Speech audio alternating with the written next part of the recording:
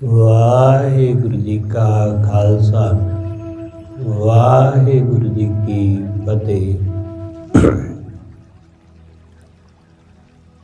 ਪਰਮ ਸਨਮਾਨਯੋਗ ਸਤਿਗੁਰਾਂ ਦੇ ਹਜ਼ੂਰ ਜੁੜ ਮਿਲ ਬੈਠੇ ਰੱਬ ਰੂਪ ਗੁਰਮੁਖ ਸਤਸੰਗੀ ਜਨ, ਸਤਿਗੁਰੂ ਜੀ ਦੀ ਬਖਸ਼ਿਸ਼ ਮਹਿਰਾਮਤ ਦਾ ਸਦਕਾ ਗੁਰੂ ਦਰ ਤੇ ਜੁੜਨ ਦਾ ਸੁਭਾਗ ਸਮਾਂ ਨਸੀਬ ਹੋਇਆ। ਸਤਿਗੁਰੂ ਜੀ ਦੀ ਇਲਾਹੀ ਅੰਮ੍ਰਿਤਮਈ ਬਾਣੀ ਦਾ ਕੀਰਤਨ ਗੁਰੂ ਕੇ ਪਿਆਰੇ ਕੀਰਤਨੀਆਂ ਪਾਸੋਂ ਆਪ ਜੀ ਨੇ ਸਰਵਣ ਕੀਤਾ। ਗੁਰੂ ਦਰ ਤੇ ਜੁੜ ਕੇ ਗੁਰੂ ਦੀ ਬਾਣੀ ਦੁਆਰਾ ਵਾਹਿਗੁਰੂ ਨੂੰ ਜਾਣਨ ਦਾ, ਵਾਹਿਗੁਰੂ ਨਾਲ ਸਾਂਝ ਪਾਉਣ ਦਾ ਨਿਮਾਣਾ ਜਿਹਾ ਉਪਰਾਲਾ ਯਤਨ ਕਰ ਰਹੇ ਹਾਂ।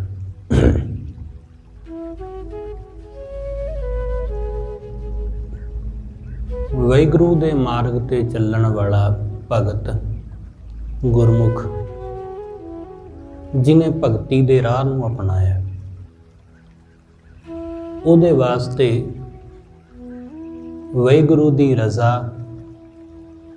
ਪਰਮੇਸ਼ਰ ਦਾ ਹੁਕਮ ਹੀ ਸਭ ਕੁਝ ਹੈ। ਉਹਦੇ ਲਈ ਹੁਕਮ ਤੇ ਤੁਰਨਾ ਹੀ ਭਗਤੀ ਹੈ। ਉਹਦੇ ਲਈ ਰਜ਼ਾ ਨੂੰ ਸਹਿਣਾ ਹੀ ਇਹੀ ਬੰਦਗੀ ਹੈ। ਕਿਉਂਕਿ ਇਸ ਵਰਗਾ ਹੋਰ ਕੋਈ ਤਪ ਨਹੀਂ ਹੈ, ਇਸ ਵਰਗਾ ਹੋਰ ਕੋਈ ਜਪ ਨਹੀਂ ਹੈ ਉਹਦੇ ਹੁਕਮ ਤੇ ਤੁਰਨ ਜੈਸਾ, ਉਹਦੀ ਰਜ਼ਾ ਤੇ ਚੱਲਣ ਜੈਸਾ। ਹਰ ਕੋਈ ਉਹਦੀ ਰਜ਼ਾ ਤੇ ਨਹੀਂ ਚੱਲ ਪਾਉਂਦਾ, ਹਰ ਕੋਈ ਉਹਦੇ ਹੁਕਮ ਤੇ ਨਹੀਂ ਤੁਰ ਪਾਉਂਦਾ। ਇਸ ਲਈ ਸਤਿਗੁਰੂ ਕਹਿੰਦੇ ਜਿਹਨੂੰ ਉਹਦੇ ਹੁਕਮ ਤੇ ਤੁਰਨ ਦੀ ਜਾਚ ਆ ਗਈ, ਜਿਹਨੂੰ ਉਹਦੀ ਰਜ਼ਾ ਵਿੱਚ ਰਾਜ਼ੀ ਰਹਿਣ ਦਾ ਬਲ ਆ ਗਿਆ, ਸਤਿਗੁਰੂ ਕਹਿੰਦੇ ਉਹ ਬੰਦਾ ਉਹਦੇ ਦਰ ਪ੍ਰਵਾਨ ਹੋ ਗਿਆ ਤੇ ਉਸ ਦੇ ਅੰਦਰੋਂ ਕੂੜ ਦੀ ਪਾਲ ਟੁੱਟ ਗਈ। ਮੈਂ ਦੀ ਜਿਹੜੀ ਦੀਵਾਰ ਬਣੀ ਹੋਈ ਹੈ ਨਾ ਝੂਠ ਦੀ, ਉਹ ਟੁੱਟ ਗਈ। ਜਦੋਂ ਮੈਂ ਦੀ ਦੀਵਾਰ ਟੁੱਟ ਜਾਂਦੀ ਹੈ, ਕੂੜ ਦੀ ਪਾਲ ਟੁੱਟ ਜਾਂਦੀ ਹੈ, ਤਾਂ ਵਾਹਿਗੁਰੂ ਦੇ ਨਾਲ ਮਿਲਾਪ ਹੁੰਦਾ ਹੈ। ਸਤਿਗੁਰੂ ਕਹਿੰਦੇ ਬੰਦਾ ਵਾਹਿਗੁਰੂ ਦੇ ਨਾਲ ਹੀ ਵਸਦਾ ਹੈ। ਉਹ ਪਰਮੇਸ਼ਰ ਸਾਡੇ ਨਾਲ ਵਸਦਾ ਹੈ, ਇੱਕੋ ਜਗ੍ਹਾ ਵਸਦੇ ਹਾਂ ਅਸੀਂ। ਆਤਮਾ ਤੇ ਪ੍ਰਮਾਤਮਾ ਦਾ ਇੱਕੋ ਥਾਂ ਵਾਸਾ ਹੈ, ਪਰ ਫਿਰ ਵੀ ਮੇਲ ਨਹੀਂ ਹੁੰਦਾ, ਫਿਰ ਵੀ ਮਿਲਾਪ ਨਹੀਂ ਹੁੰਦਾ। ਕਿਉਂ? ਸਤਿਗੁਰੂ ਕਹਿੰਦੇ ਮਿਲਾਪ ਨਾ ਹੋਣ ਦਾ ਕਾਰਨ ਹਉਮੈ ਹੈ। ਜਿਵੇਂ ਪਤੀ ਪਤਨੀ ਇੱਕੋ ਘਰ ਵਿੱਚ ਰਹਿੰਦੇ ਹੋਣ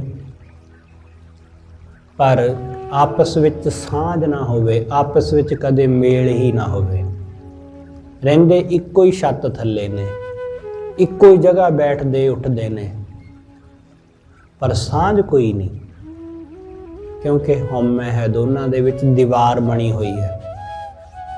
ਸੌਂਦੇ ਵੀ ਇੱਕੋ ਹੀ ਥਾਂ ਨੇ ਪਰ ਅਲੱਗ-ਅਲੱਗ, ਆਪ ਵਿਚਕਾਰ ਪਰਦਾ ਕਰ ਲਿਆ। ਸਤਿਗੁਰੂ ਕਹਿੰਦੇ ਐਸੀ ਹੀ ਹਾਲਤ ਹੈ। ਧਨ ਪਿਰਕਾ ਇੱਕ ਹੀ ਸੰਗ ਵਾਸਾ, ਵਿੱਚ ਹਉਮੈ ਭੀਤ ਕਰਾਰੀ।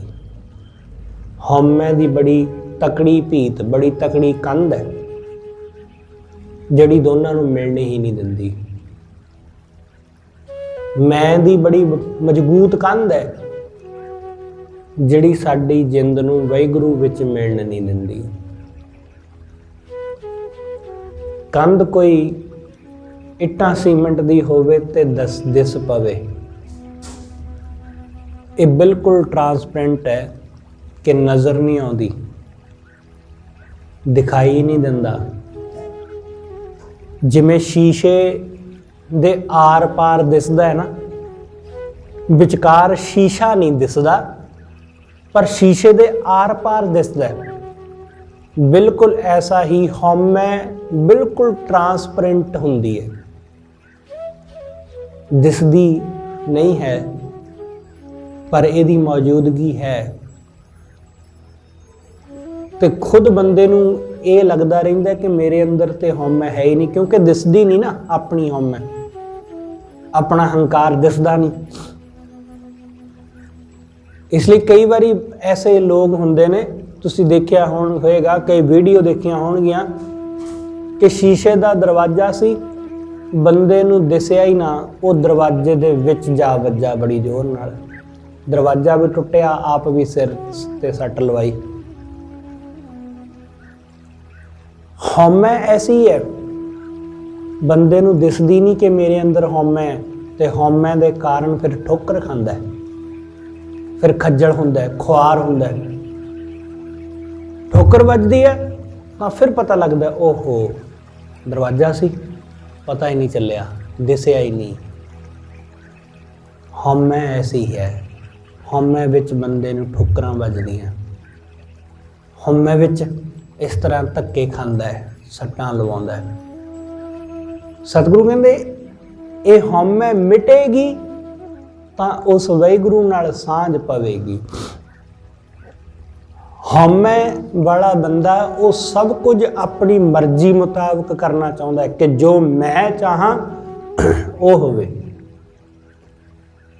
ਜੋ ਮੇਰਾ ਦਿਲ ਕਰਦਾ ਹੈ ਉਹ ਹੋਵੇ, ਜੋ ਮੈਂ ਕਰਨਾ ਚਾਹੁੰਦਾ ਉਹ ਹੋਣਾ ਚਾਹੀਦਾ।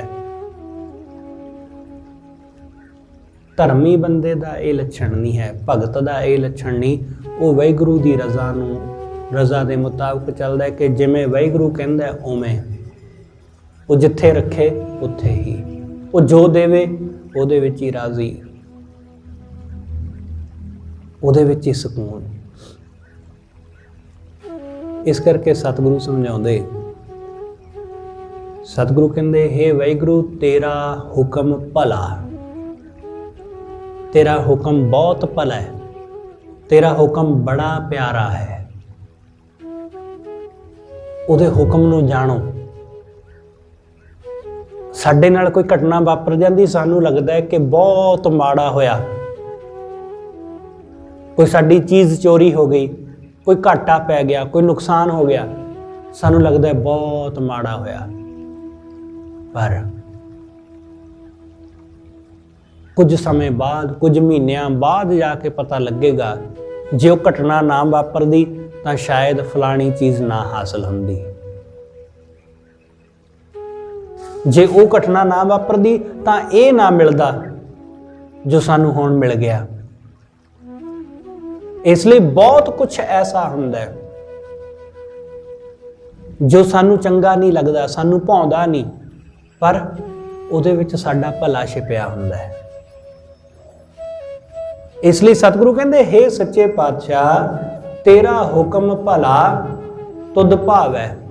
ਤੇਰਾ ਹੁਕਮ ਭਲਾ ਹੈ, ਜਿਹੜਾ ਤੈਨੂੰ ਚੰਗਾ ਲੱਗਦਾ ਹੈ, ਜਿਹੜਾ ਤੇਰੇ ਹੁਕਮ ਵਿੱਚ ਚੱਲਦਾ ਹੈ, ਉਸੇ ਨੂੰ ਤੇਰਾ ਹੁਕਮ ਭਾਉਂਦਾ ਹੈ। ਜਿਹੜਾ ਤੈਨੂੰ ਭਾਉਂਦਾ ਹੈ ਉਸ ਨੂੰ ਤੇਰਾ ਹੁਕਮ ਭਾ ਜਾਂਦਾ ਹੈ। ਇਸ ਲਈ ਉਹਦੇ ਹੁਕਮ ਵਿੱਚ ਰਾਜ਼ੀ ਹੋਣਾ, ਚਾਹੇ ਕੁਛ ਵੀ ਹੋ ਜਾਵੇ, ਵੱਡੀ ਤੋਂ ਵੱਡੀ ਘਟਨਾ ਵਾਪਰੇ, ਉਹਦੇ ਵਿੱਚ ਰਾਜ਼ੀ ਹੋਣਾ, ਕਿਉਂਕਿ ਉਸ ਤੋਂ ਬਾਅਦ ਕੀ ਵਾਪਰਨ ਵਾਲਾ ਹੈ ਅਸੀਂ ਨਹੀਂ ਜਾਣਦੇ। ਕਈ ਵਾਰੀ ਦੁੱਖ ਵੀ ਸਾਡੇ ਵਾਸਤੇ ਸੁੱਖ ਬਣ ਕੇ ਆਉਂਦਾ ਹੈ, ਸਾਨੂੰ ਪਤਾ ਹੀ ਨਹੀਂ ਲੱਗਦਾ। ਸਾਨੂੰ ਲੱਗਦਾ ਕਿ ਦੁੱਖ ਆਇਆ, ਅਸੀਂ ਰੋ ਉੱਠਦੇ ਹਾਂ, ਕੁਰਲਾ ਉੱਠਦੇ ਹਾਂ, ਪਰ ਉਹ ਦੁੱਖ ਵੀ ਸੁੱਖ ਵਾਲਾ ਹੁੰਦਾ ਹੈ। ਬਹੁਤ ਵਾਰੀ ਤੁਸੀਂ ਕਿਹਾ ਹੋਵੇਗਾ ਕਿ ਦੁੱਖ ਆਵੇ ਪਰ ਸੁੱਖ ਵਾਲਾ ਆਵੇ, ਦੁੱਖ ਵੀ ਆਵੇ ਪਰ ਸੁੱਖ ਵਾਲਾ ਹੋਵੇ। ਉਹਦੇ ਭਾਵ ਨੂੰ ਨਹੀਂ ਅਸੀਂ ਸਮਝਦੇ। ਹਰ ਦੁੱਖ ਸੁੱਖ ਵਾਲਾ ਹੀ ਹੁੰਦਾ ਹੈ, हर दुख सुख लैके ही आउंदा है, क्योंकि सुख दे मगर जिवें दुख हुंदा है, इसे तरह दुख दे मगर सुख छिपिया हुंदा है। जिवें जन्म दे पिछे पिछे मौत हुंदी है, इसे तरह मौत दे पिछे पिछे जन्म भी हुंदा है। नाल नाल ही ये चीज़ां चलदियां, पर सानू उस वेले नज़र नहीं आउंदा, उस वेले सानू दिखाई नहीं दिंदा।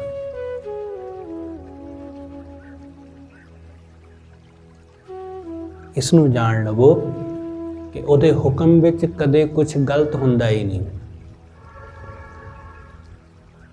उहदे हुक्म दे विच कुछ भी गलत नहीं है। सानू गलत लगदा है कुछ, तां इहदे पिछे साडी कोई दिक्कत हो सकदी है, साडी कोई मुसीबत हो सकदी है, साडे विच कोई कमी हो सकदी कि सानू गलत दिसदा है।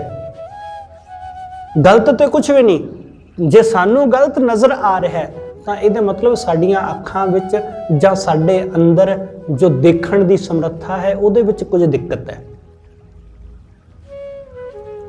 उहदे विच कुछ दिक्कत है। साडा विजन ठीक नहीं है, सानू जो विजन नज़र आ रहा है वो ठीक नहीं है। इत्थे सब भले ने, बुरा इत्थे कोई भी नहीं है।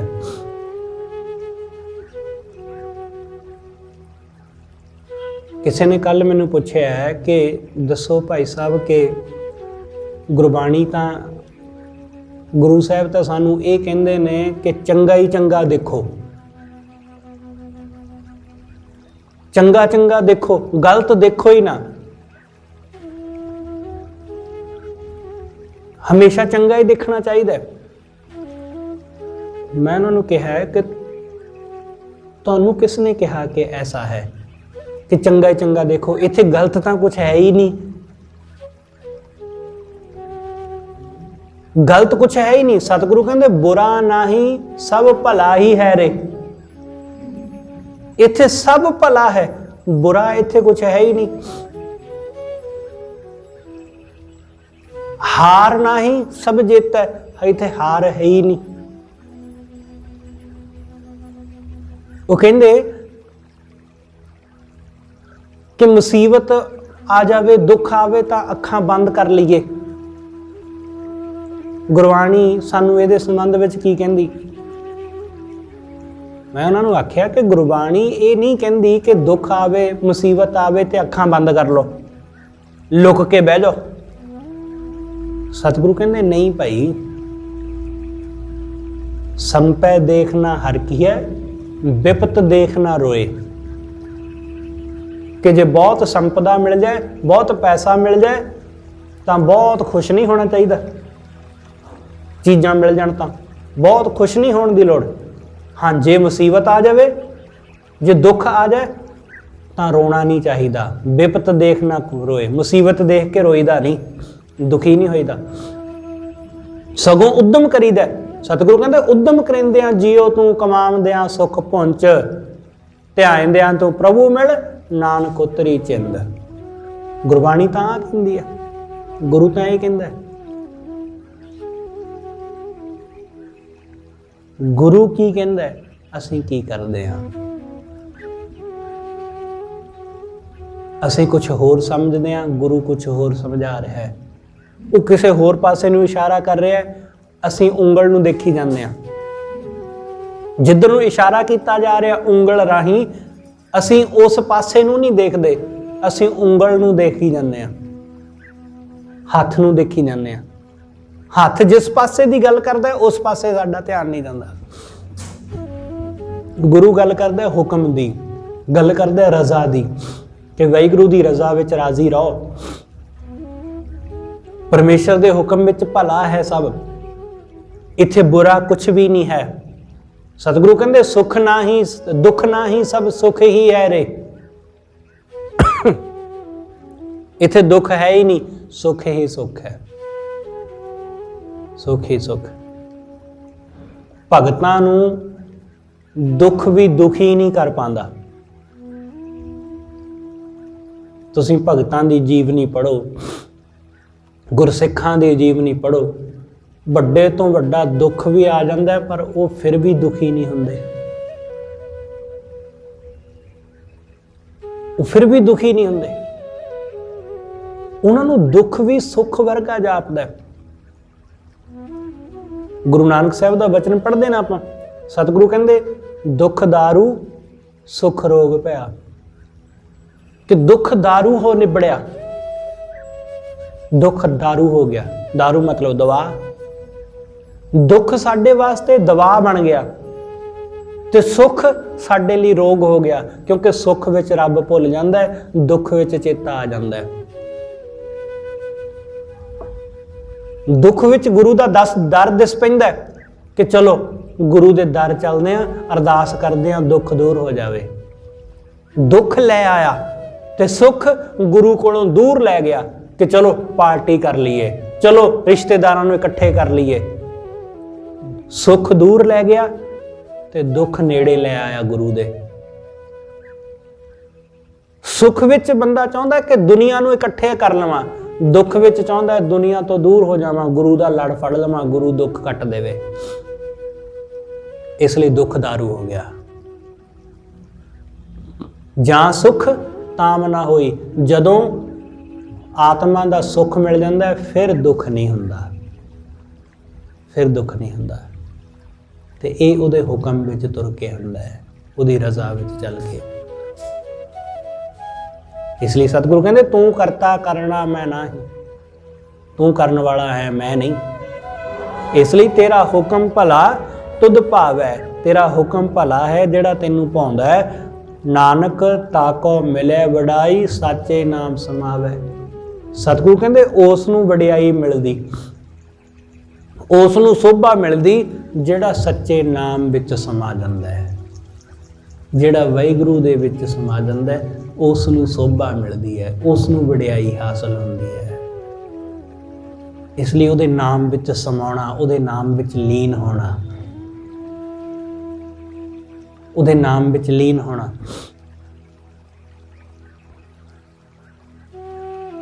ਤੁਸੀਂ ਕਦੇ ਸਰੋਵਰ ਵਿੱਚ ਇਸ਼ਨਾਨ ਕੀਤਾ ਹੋਵੇਗਾ।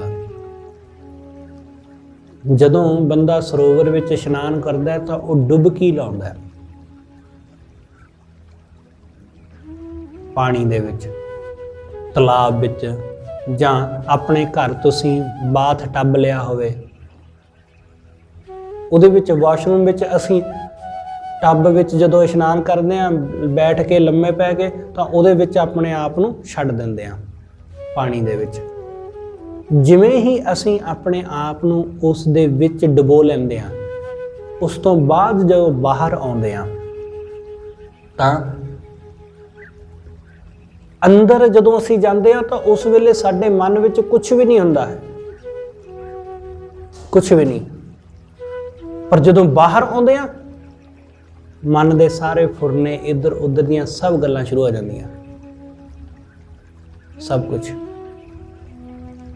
ਜਾਣੂ ਐਸਾ ਕਿ ਜਦੋਂ ਅਸੀਂ ਵਾਹਿਗੁਰੂ ਦੇ ਵਿੱਚ ਲੀਨ ਹੋ ਜਾਂਦੇ ਆ ਨਾ, ਉਹਦੇ ਨਾਮ ਵਿੱਚ ਸਮਾ ਜਾਂਦੇ ਆ, ਤਾਂ ਸਾਡੇ ਮਨ ਦੇ ਵਿੱਚ ਬਹੁਤੇ ਮਾਇਆ ਦੇ ਫੁਰਨੇ ਨਹੀਂ ਰਹਿ ਜਾਂਦੇ।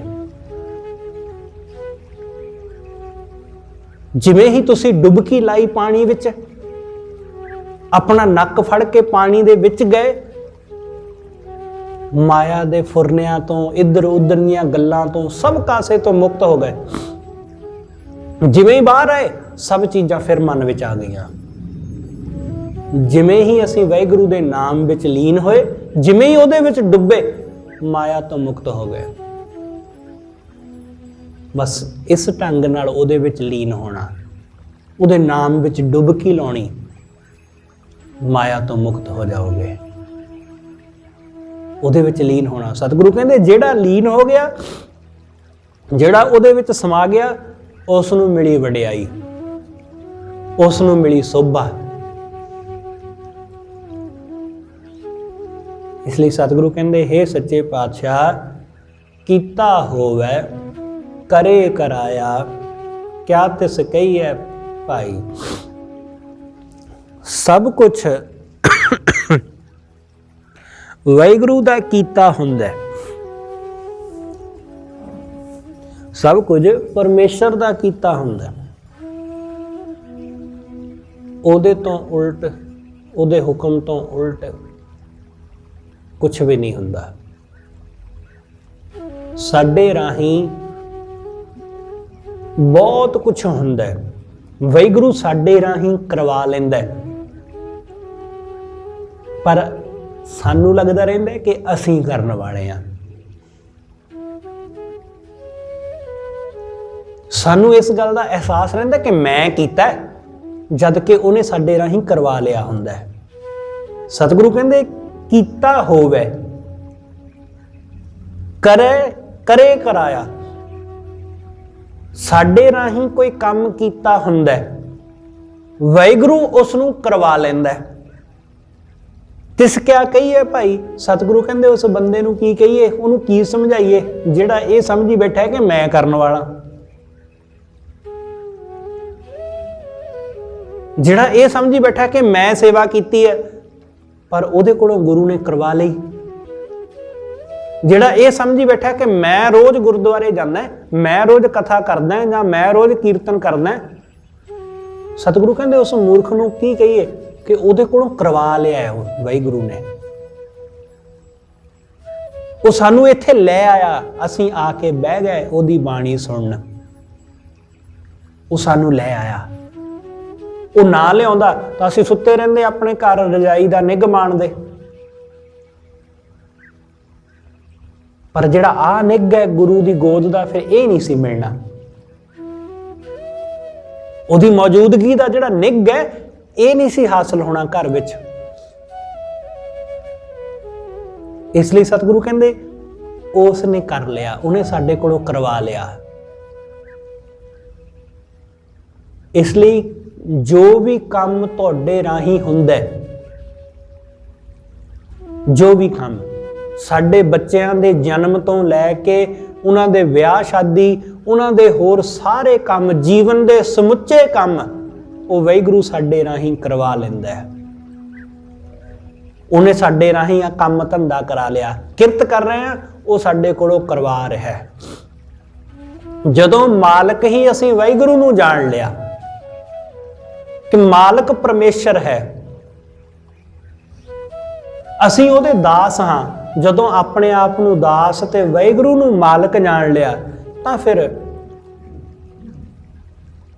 किसी तरह की कोई होर गल पिछे बाकी नहीं रही। मालक की जिम्मेवारी है, फिर वो जो मर्जी करे ते करावे।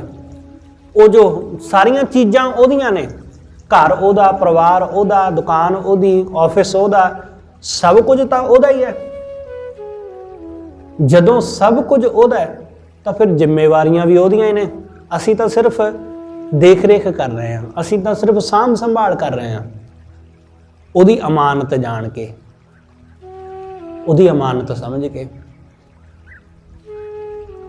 इसलिए जिहड़ा सब कासे नूं वाहिगुरू दी अमानत समझ लैंदा है कि परमेश्वर दी अमानत है ये सारा कुछ, सतगुरु कहंदे वो बंदा कदे दुखी नहीं हुंदा, उन्होंने कदे चिंता नहीं सताउंदी किसी चीज़ की, क्योंकि चिंता मालक नूं हुंदी है।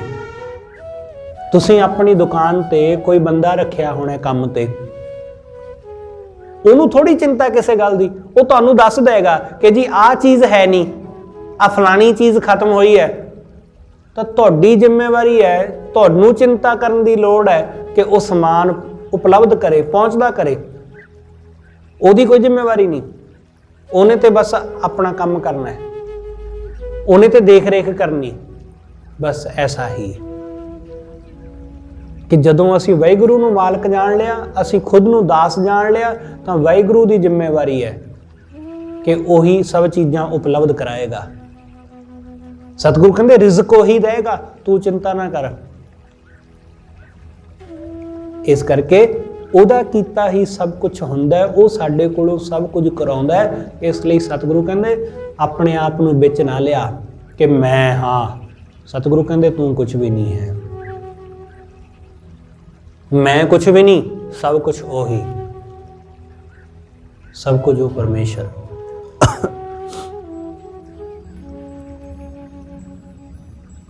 जो किछ करना सो कर रहा, जो कुछ करना है वाहिगुरू ने वो कर ही रहा, वो कर ही रहा। जो किछ करना सो कर रहा, ਕੀਤੇ ਕਿਆ ਚਤੁਰਾਈ। ਸਤਿਗੁਰੂ ਕਹਿੰਦੇ ਬੰਦੇ ਦੇ ਪੈਦਾ, ਵਾਹਿਗੁਰੂ ਦੇ ਪੈਦਾ ਕੀਤੇ ਹੋਏ ਬੰਦੇ, ਇਹਨਾਂ ਦੀ ਕੀ ਚਤੁਰਾਈ। ਕੀਤੇ ਕਿਆ ਚਤੁਰਾਈ, ਸਾਡੀ ਕੀ ਚਤੁਰਾਈ ਚੱਲ ਸਕਦੀ ਉਹਦੇ ਸਾਹਮਣੇ।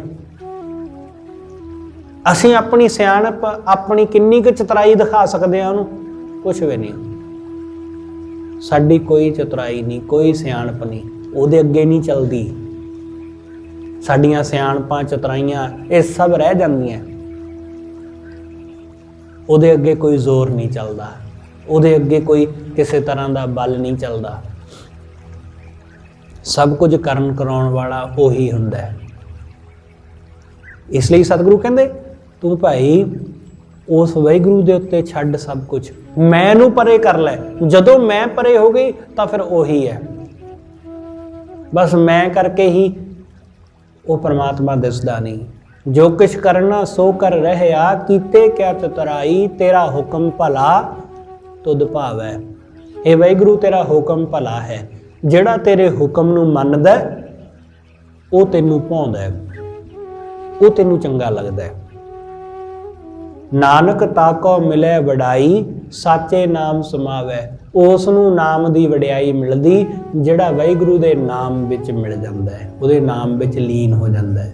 ਰਹਾਉ ਕਿਰਤ ਪਿਆ ਪਰਵਾਣਾ ਲਿਖਿਆ, ਬਾਹੁੜ ਹੁਕਮ ਨਾ ਹੋਈ। ਸਤਿਗੁਰੂ ਕਹਿੰਦੇ ਜੋ ਬੰਦੇ ਦਾ ਕਿਰਤ ਹੈ, ਜੋ ਅਸੀਂ ਆਪਣੇ ਕਰਮ ਕਮਾਏ ਹੋਏ ਨੇ, ਸਾਡੇ ਕੀਤੇ ਹੋਏ ਕਰਮਾਂ ਦੇ ਮੁਤਾਬਕ ਹੀ ਸਾਡਾ ਪਰਵਾਣਾ ਲਿਖਿਆ ਗਿਆ ਹੈ। ਜੋ ਸਾਡੇ ਕਰਮ ਨੇ, ਜੋ ਸਾਡੇ ਸੰਸਕਾਰ ਨੇ, ਉਹਨਾਂ ਦੇ ਮੁਤਾਬਕ ਹੀ ਅਸੀਂ ਆਪਣਾ ਸਮੁੱਚਾ ਜੀਵਨ ਜਿਉਂਦੇ ਹਾਂ, ਉਹਨਾਂ ਦੇ ਮੁਤਾਬਕ ਹੀ। ਜਿਵੇਂ ਅੱਜ ਦੇ ਸਮੇਂ ਦੇ ਵਿੱਚ ਇਸ ਗੱਲ ਨੂੰ ਸਮਝਣਾ ਥੋੜਾ ਸੌਖਾ ਹੈ ਕਿ ਕੰਪਿਊਟਰਾਈਜ਼ਡ ਹੈ ਸਾਰਾ ਕੁਝ, ਕੰਪਿਊਟਰ ਦਾ ਯੁੱਗ ਹੈ, ਇਨਫੋਰਮੇਸ਼ਨ ਟੈਕਨੋਲੋਜੀ ਦਾ ਯੁੱਗ ਹੈ।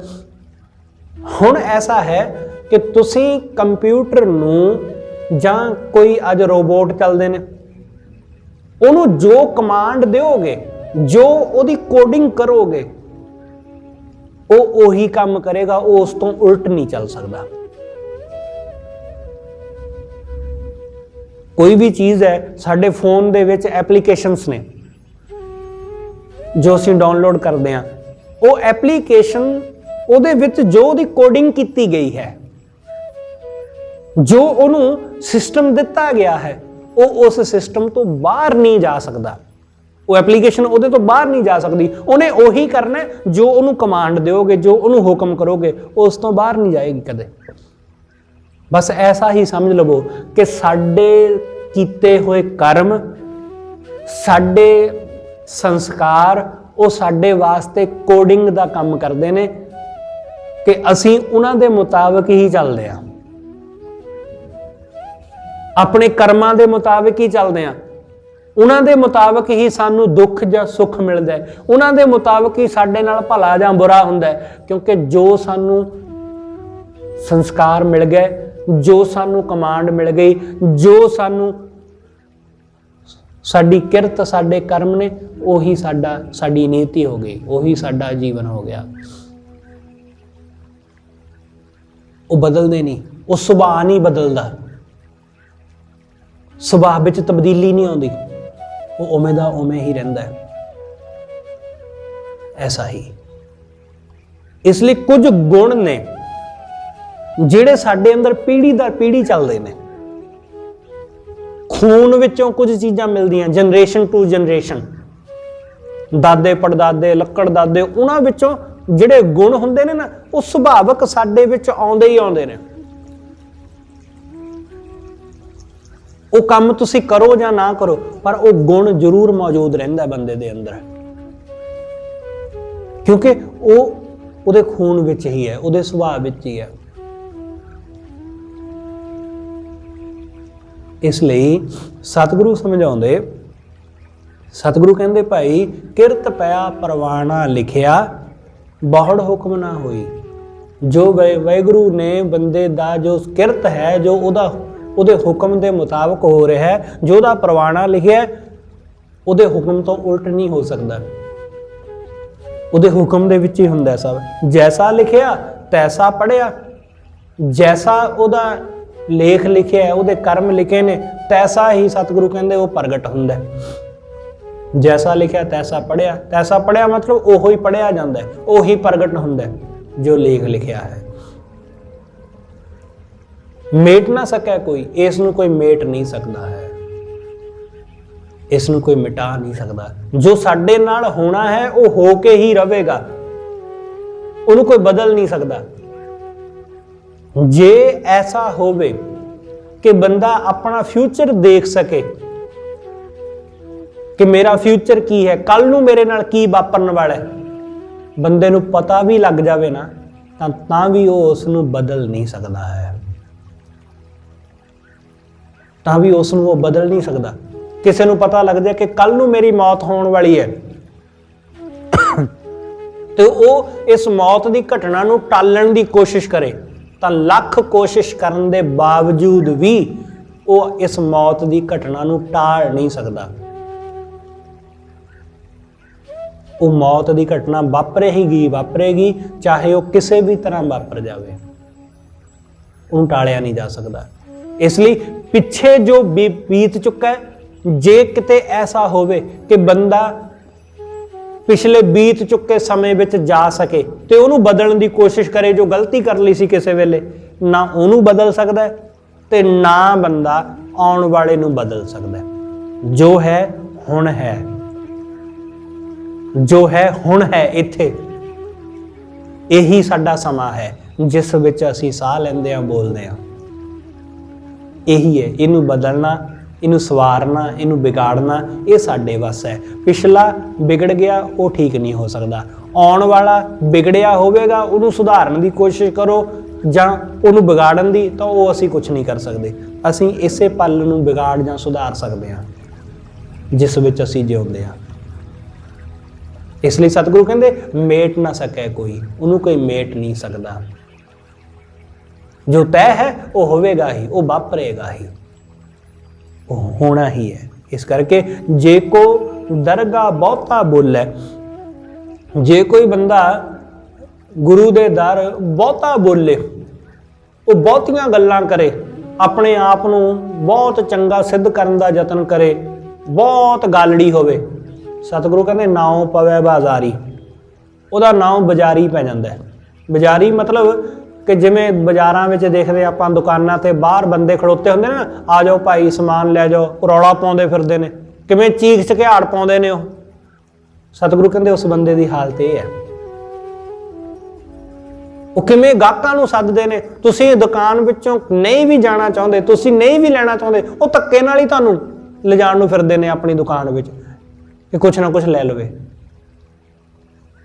ਕਿਵੇਂ ਰੌਲਾ ਪਾਉਂਦੇ ਨੇ। ਸਤਿਗੁਰੂ ਕਹਿੰਦੇ ਐਸਾ ਹੀ ਉਸ ਬੰਦੇ ਦਾ ਹਾਲ ਹੈ ਜਿਹਦੇ ਪੱਲੇ ਕੁਛ ਨਹੀਂ, ਬਸ ਗੱਲਾਂ ਨੇ, ਰੌਲਾ ਹੈ, ਧਰਮ ਦਾ ਰੌਲਾ ਬਹੁਤ ਹੈ ਪਰ ਧਰਮ ਉਹਦੇ ਕੋਲ ਹੈ ਕੋਈ ਨਹੀਂ। ਸ਼ਤਰੰਜ ਬਾਜ਼ੀ ਪੱਕੈ ਨਾਹੀਂ, ਸ਼ਤਰੰਜ ਦੀ ਬਾਜ਼ੀ, ਜੇ ਤੁਸੀਂ ਸ਼ਤਰੰਜ ਖੇਡਿਆ ਤਾਂ ਸ਼ਤਰੰਜ ਦੇ ਵਿੱਚ ਜਿਹੜੇ ਪਿਆਦੇ ਹੁੰਦੇ ਨੇ, ਪਿਆਦਿਆਂ ਦੀ ਕੋਈ ਬਹੁਤੀ ਹੈਸੀਅਤ ਨਹੀਂ ਹੁੰਦੀ। ਪਿਆਦਾ ਸਿਰਫ ਇੱਕ ਕਦਮ ਪੁੱਟ ਸਕਦਾ ਹੈ, ਬਸ ਇੱਕ ਕਦਮ ਤੋਂ ਵੱਧ ਕੇ ਉਹ ਦੂਸਰਾ ਕਦਮ ਨਹੀਂ ਪੁੱਟ ਸਕਦਾ। ਜਿਹੜੇ ਮਗਰ ਹਾਥੀ ਘੋੜੇ ਨੇ ਉਹਨਾਂ ਦਾ ਬਲ ਹੈ, ਉਹਨਾਂ 'ਚ ਜ਼ਿਆਦਾ ਤਾਕਤ ਹੁੰਦੀ ਹੈ, ਪਰ ਇਸ ਪਿਆਦੇ ਦੀ ਕੋਈ ਹੈਸੀਅਤ ਨਹੀਂ। ਪਿਆਦਾ ਇੱਕ ਕਦਮ ਪੁੱਟਦਾ, ਪਰ ਹਾਂ ਜੇ ਇਹ ਪਿਆਦਾ ਆਪਣੇ ਆਪ ਨੂੰ ਬਚਾ ਕੇ ਅੱਗੇ ਵੱਧਦਾ ਰਵੇ, ਅਖੀਰ ਦੂਸਰਾ ਜਿਹੜਾ ਵਿਰੋਧੀ ਹੈ, ਕੰਪੋਨੈਂਟ ਹੈ, ਉਸ ਦੇ ਪਾਲੇ ਵਿੱਚ ਚਲਿਆ ਜਾਏ, ਆਖਰੀ ਡੱਬੇ ਵਿੱਚ ਪਹੁੰਚ ਜਾਏ, ਤਾਂ ਇਹ ਪਿਆਦਾ ਨਹੀਂ ਰਹਿ ਜਾਂਦਾ, ਇਹ ਹਾਥੀ ਬਣ ਸਕਦਾ, ਇਹ ਘੋੜਾ ਬਣ ਸਕਦਾ, ਇੱਥੋਂ ਤੱਕ ਕਿ ਇਹ ਵਜ਼ੀਰ ਵੀ ਬਣ ਸਕਦਾ।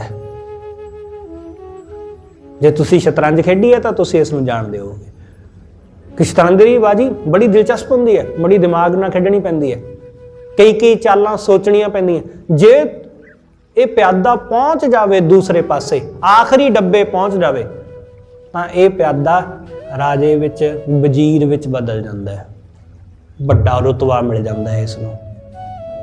बिल्कुल ऐसा ही सतगुरु कहते शतरंज बाजी पक्के नाही कच्ची आवे सारी, कि जिहड़ा बंदा राह विच ही रह गया, राह विच ही जिन्हों वासनावां ने रोक लिया, काम क्रोध दे घोड़े हाथियां ने जिन्हों रोक लिया, सतगुरु कहते ओदी बाजी पकदी नहीं, वो राह विच ही हार जांदा है, वो रस्ते विच ही रह जांदा है, वो मंजिल ते पहुंचदा ही नहीं है।